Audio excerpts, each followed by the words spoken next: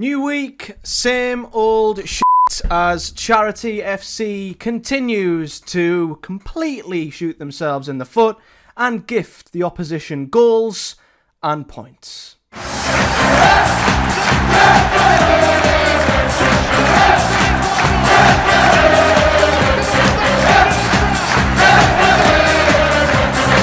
What is up, guys? Welcome back to another episode of Project Boro, the previewing show here on the channel where we dissect every single Boro game, and it is of course available on your chosen podcast provider if you would much rather listen.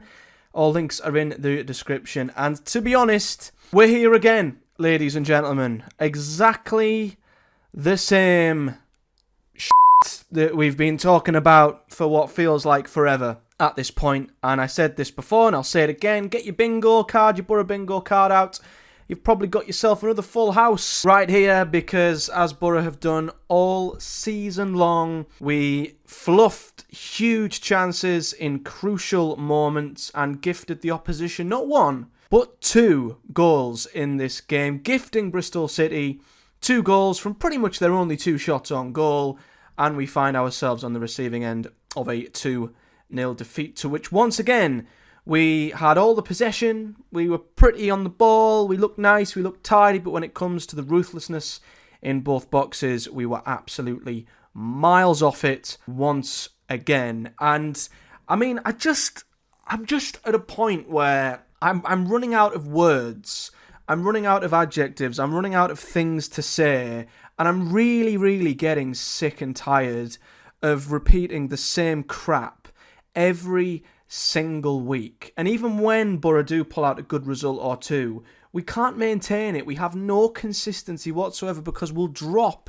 another clanger like this and it's just not good enough. It's not, the quality isn't there consistently enough, and you just wonder, when will this horrendous habit, when will it change? When will it stop? When will we start converting these unbelievable chances we keep creating, and when will we stop gifting the opposition goals and results? Quite honestly, I've never seen anything like this, ever. I've never seen a team do this for such a prolonged period of time. I genuinely feel like we are the most frustrating, baffling, bewildering football club on planet Earth. I just don't get it.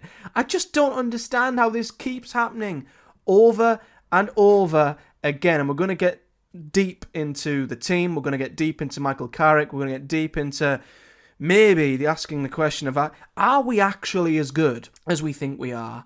You know, we keep saying, oh, it'll click. We keep saying it'll click when this happens, when that happens. It's all ifs, buts and maybes and whens and assumptions. But do we actually need to stop making these assumptions that, well, when it clicks, or when this happens, or well, when we put a run together, or we will, I've heard the quote, oh, we'll batter a team, oh, just wait, you know, once it clicks, we'll someone's in for a battering. Do we need to just stand back a bit and say, you know what, maybe we're not as good as we think we are, maybe we're just actually not good enough. You know, we'll have a West Brom where we'll win 1-0 and you think, wow, the ceiling and the potential of this team is so high. Wow, imagine if Boro play like this every week, we'll win the league. But then you get games like this, games like Derby, games like Preston, games like Portsmouth, where you've got to sit back and go, a team that is ruthless and clinical puts them teams away. And you look at the opening 10 games and you look at the teams we've played, and the results and the number of points we've had in return are just not good enough. They're just not good enough. So we're going to get deep into all of that. But Boro lost 2-0 here, and both goals were gifts. And as soon as we went 2-0 behind, you just knew, as we've seen so often this season, no faith that Boro were going to get back into it. No faith we were going to create enough. And I thought, while sitting in the ground, there's a little bit of resignation amongst fans, I would say. You know, as I say, before, you know, earlier on in the season, you're in that first 6, 7, 8, 9 game period and you think it's early days. You know, and results can happen, freak results can happen in this league, and you start thinking, you know, when things iron out, when things level out, when things click, it's all these assumptions of ifs and whens this happens. But I think for the first time, there was a little bit of toxicity in the Riverside. There was genuine frustration and there was a resignation that we knew exactly what was going to happen. You know, the atmosphere was terrible. And I'm not blaming the fans for that at all. The fault is at the players and what we've been dealt with at home and across the season so far.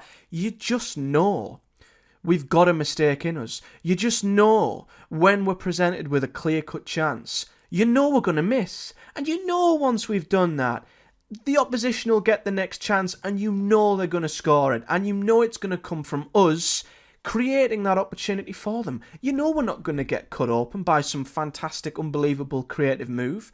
We're going to gift the goal.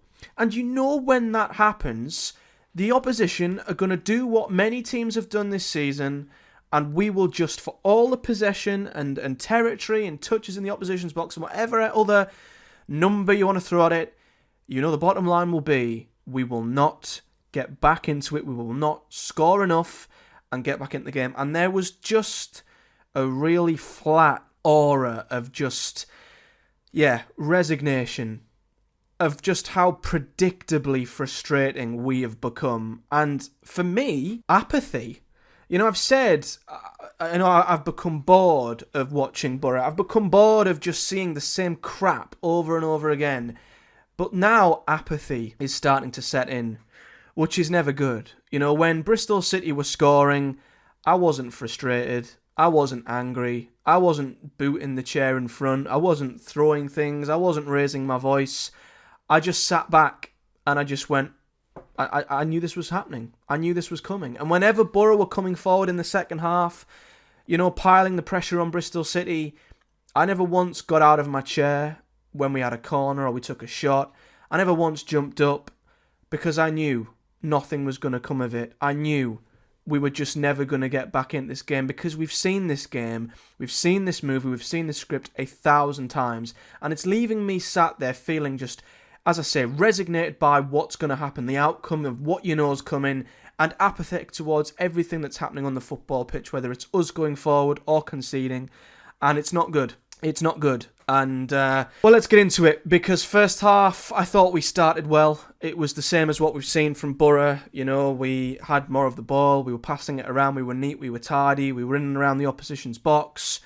We were putting some great balls into the box. You know, Azaz put one in early on, I think. It might have been Azaz or Doak, I'm sure it was Azaz.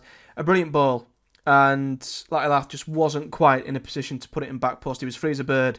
But the ball may have been either too hard or Lath just was maybe a little bit behind it. I don't know. But we were putting balls into the box continuously. But we just did not have the numbers to convert that. There weren't enough people getting in the box and trying to get on the end of it.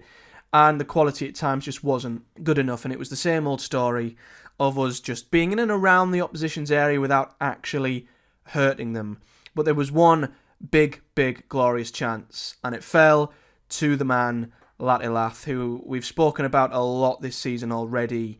And a man who has now gone 9 games without a goal. He's desperate. You can tell he's just completely without confidence. It's been sapped from him completely. And he was played in by Azaz, and I know Azaz has a lot of critics, but listen, Azaz is only as good as the players in front of him. He can only create the chances for them. He needs them to finish them in order for him to get assists. And he carried the ball well. He played the right pass into Lath. It was perfectly weighted. And Lath made an absolute meal of it. It was a very weak, tepid finish. A finish from a player you can just see has no confidence whatsoever. He just sort of stroked it wide. And as I said, predictably, that was the moment you knew the big chance that Boro have got, that we always get and that we always fluff, had gone.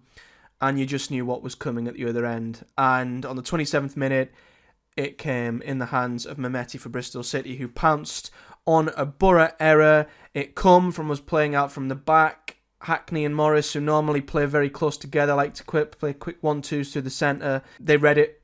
They knew exactly what we were going to do. It's predictable, as I say. They read Hackney's ball. It was intercepted.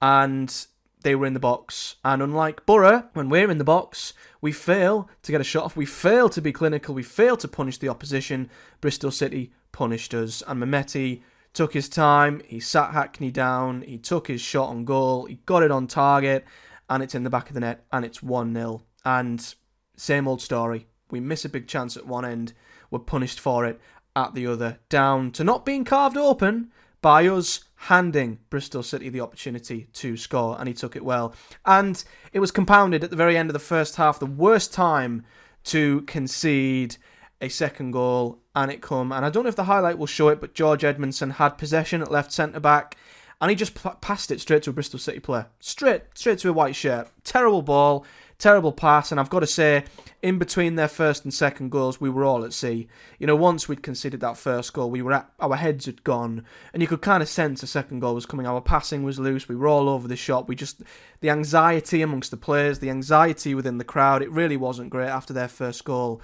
And the second goal, you could say, was coming, and Hirakawa got that second goal, come from George Edmondson, with a really bad ball out from the back, gifting them possession once again. And as we've seen many, many times, they punish us for it, and it's 2-0. And you go into half-time thinking, it's game over. It's game over. You know, Boro would have to score ridiculously early in the second half to have any chance of getting back into it, but we never looked like doing so. Second half was exactly what you'd expect, and exactly what we've come to see from Boro. We were in their box, we were in their half, we were playing it out wide, we were putting crosses in, and they were just defending it. They were just defending it resolutely, really strongly. They put some great headers in, clearances, blocks, and for all of our pressure, we had one shot on target in the whole of the second half, which come from Delano Bergzorg, and that was it. That was all she wrote. And what I will say is we looked desperate second half. It wasn't a measured, strategic attempt to get back into the game. It seemed like Michael Carrick very much was just trying to throw shit at the wall and hoping something stuck. It was erratic. It was desperate. You know, Bergzorg, McGree, Force, Jones thrown on in an attempt that something would just happen. And I think that was Carrick just throwing caution to the wind and just going, you know what, I'm just hoping someone pulls something out of somewhere, and no one ever looked like it. And that's a concern. When we had that many really good attackers on the pitch, we still look no more likely to score than what we did before. And before the game, I looked at our bench and I thought, wow, this is the best Boro squad going into a game I think I've seen in a long time. And yet we still couldn't test the goalkeeper. We couldn't make a difference. We couldn't take it up a gear and use that quality to get back into it. 2 shots on target in the whole game.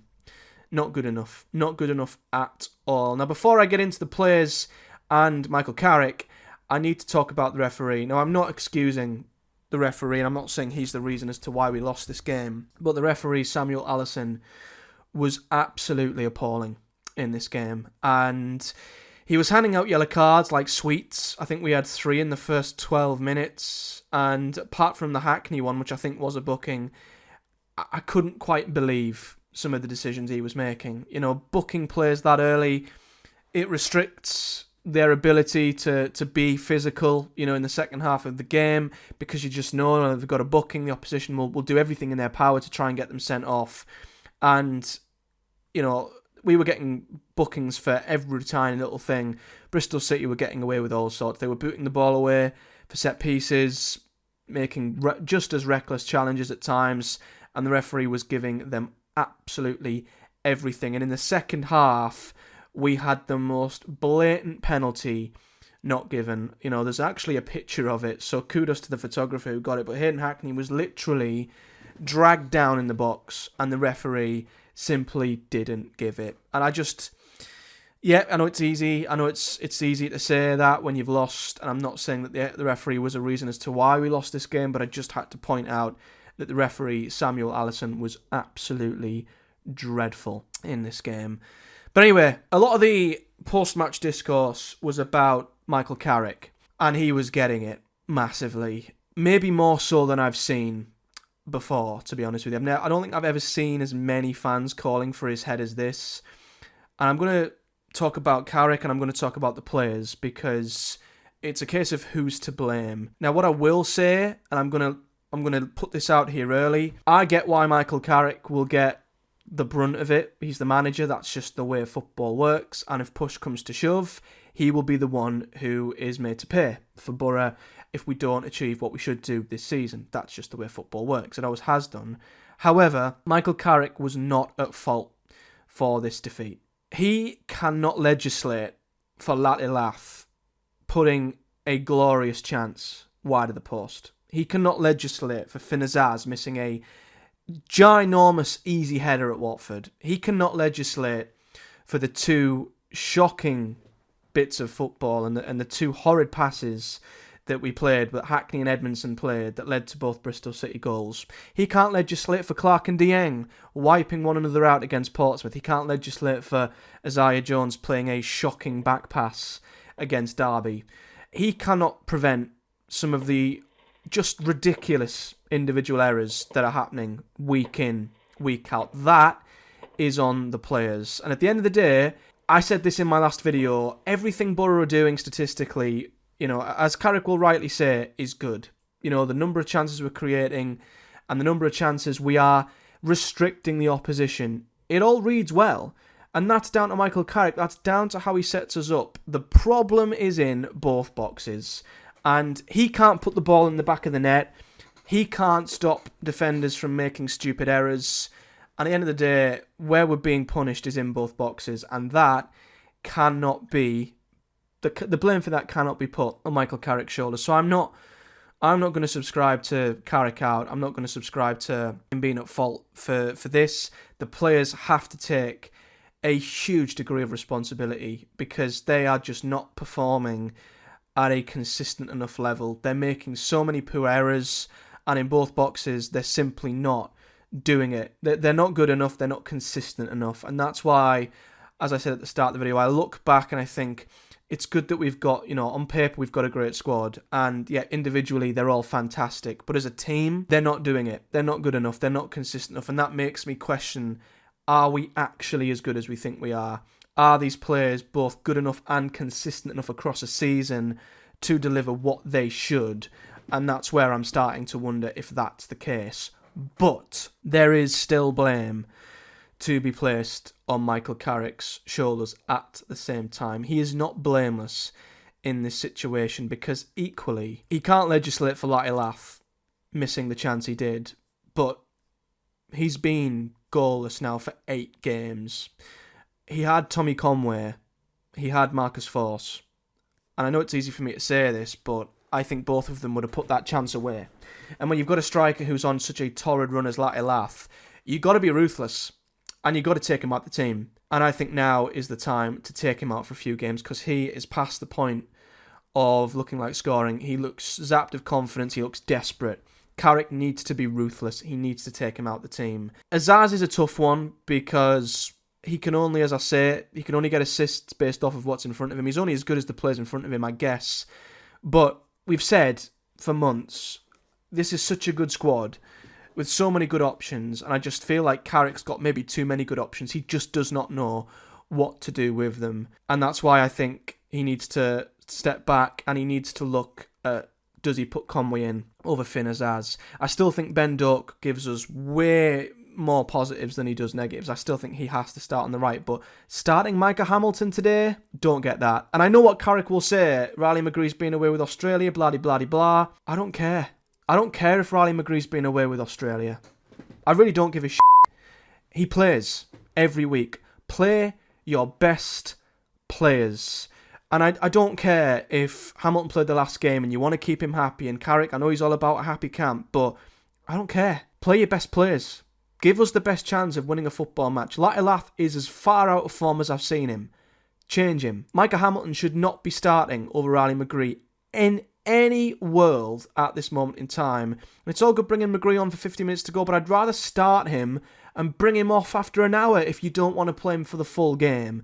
But he's got to start. He simply has to start. The midfield two is fine. Hackney made a mistake, and I think Hackney's one of them players who has to be more consistent. He had 2 fantastic games against Stoke and West Brom, but then he had a shocker against Sunderland and a shocker against Watford, and he has had another shocker here today. Got to be more consistent. And I look at our back line, and as much as George Edmondson's done well, Matt Clark's back on that bench. If he's on the bench, he's fit enough to play. Start him. start your best players. I think, again, Carrick's sort of, well, can I take Edmondson out? It'd probably be unfair on him because he's been in the team, but I'm sorry, Rav and Clark are your best centre-back pairing. If Clark is fit, start him.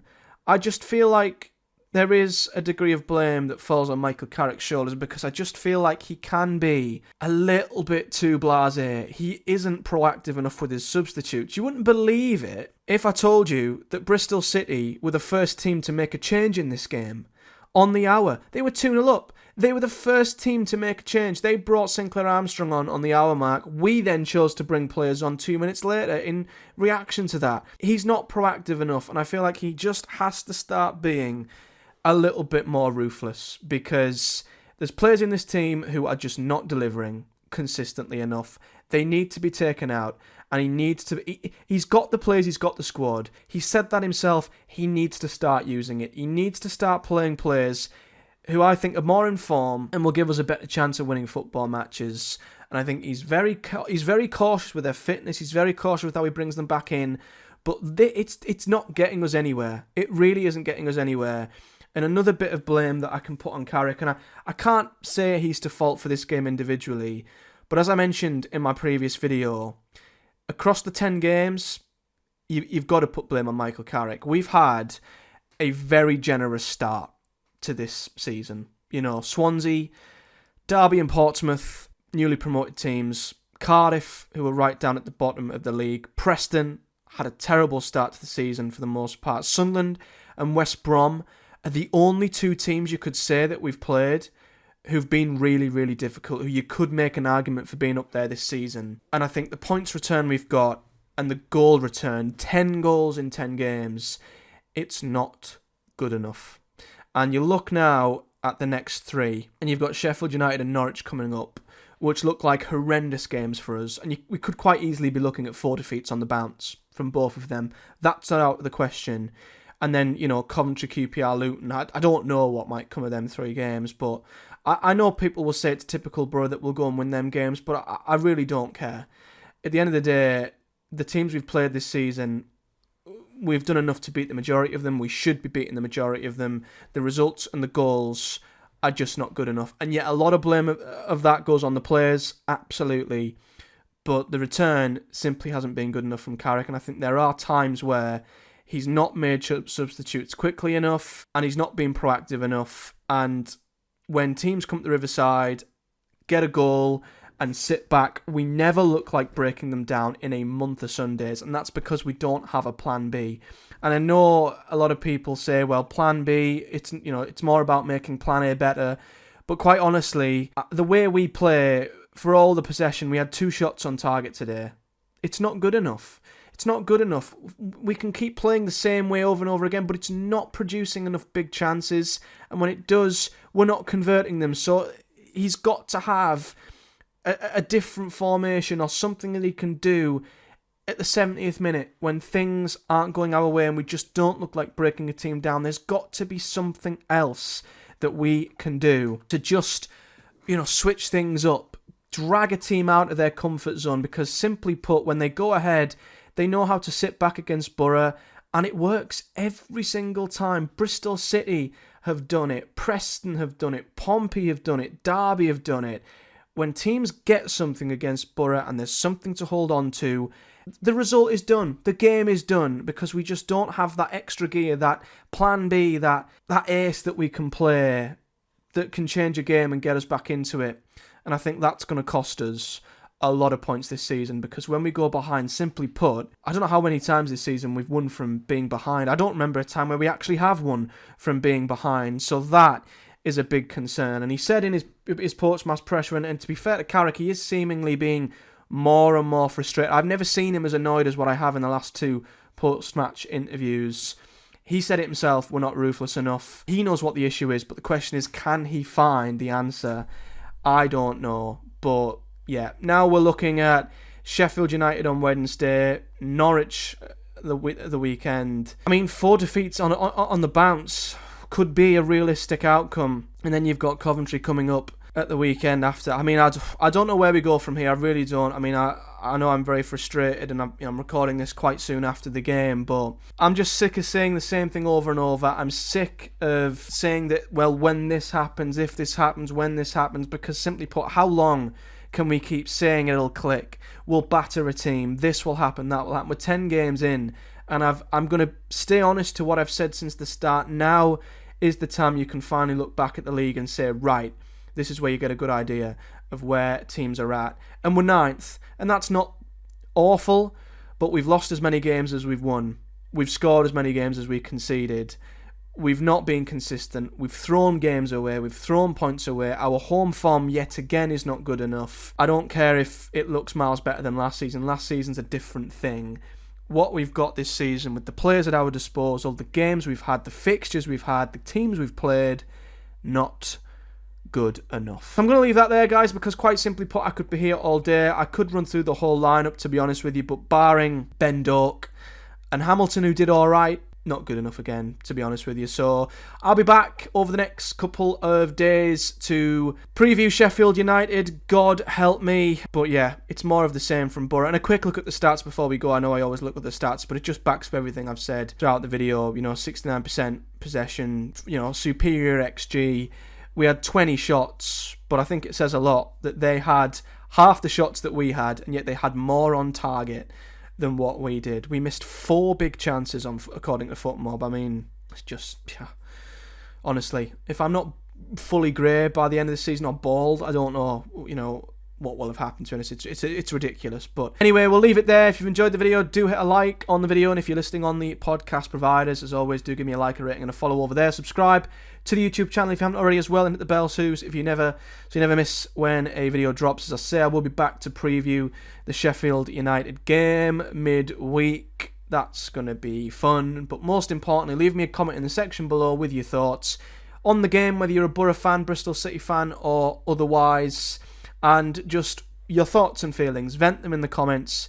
And if you've got any answers to Boro right now, if you've got any answers, the problems you think that we have, and what you think needs to happen in order to rectify them, let me know in the comment section below. But I'll be back in a few days' time, guys. Lots of football content to come. But yeah, I'm going to just try and chill and forget about this game, because I'm at a loss for words, to be honest with you, with this team at the moment. So yeah, see you all in the next one.